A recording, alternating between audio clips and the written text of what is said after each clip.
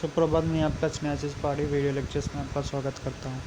पिछला वीडियो था split system के बारे में पढ़ाई हुआ था, लेकिन इस वीडियो में हम पढ़ने जा रहे हैं role and function. Central secretariat का रोल क्या होता है, फंक्शंस क्या होता है, वो जो भी इम्प्लीमेंट करते हैं पॉलिसी, जो भी मेकिंग करते हैं, पॉलिसी मेकिंग करते हैं, उसको कैसे इम्प्लीमेंट करते हैं, वही इसमें पढ़ने जा रहे हैं।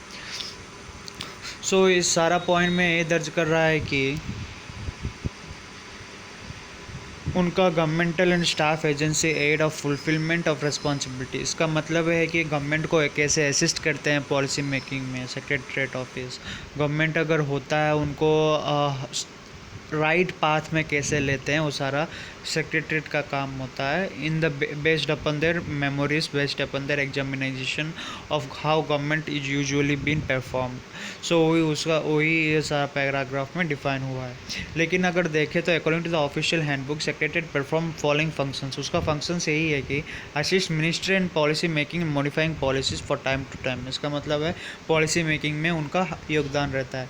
Farming legislation and rules and regulation, इसका में होता है sectoral planning and programme formulation. का मतलब जो भी डिफरेंट फॉर्म्स होता है, डिफरेंट प्रोग्राम्स होता है, उनका भी उसमें हाथ योगदान होता है। अगर फोर्थ नंबर पॉइंट देखें तो बजटिंग, अगर बजट में, एनुअल बजट में उनका भी योगदान रहता है, उनका भी प्लानिंग रहता है। ठीक है, हर एक मिनिस्ट्री के पास एक सेंट्रल सेक्रेटरीट का ऑफिस रहता है।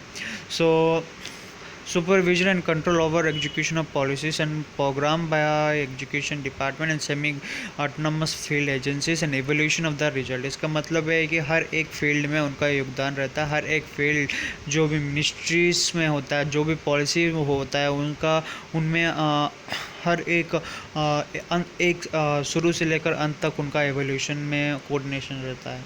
अगर देखें तो coordination in interpretation and policy, assisting other branches of government and maintaining contact with state administration. इसका मतलब है सेंट्रल एंड स्टेट का coordination, implementation as well as relation कौन मेंटेन करता है, सेंट्रल सेक्रेटरी बनता है। अगर देखें तो seventh number point, initiating measures to develop greater personal and organisation competence both in ministry and department in its execution agencies. Last number point है कि assisting ministry and discharging his parliamentary responsibility. इसका मतलब है कि जो भी responsibility minister होता है, वो उनमें सेंट्रल सेक्रेटरी का फंक्शंस रहता है, हाथ रहता है। ठीक है, धन्यवाद।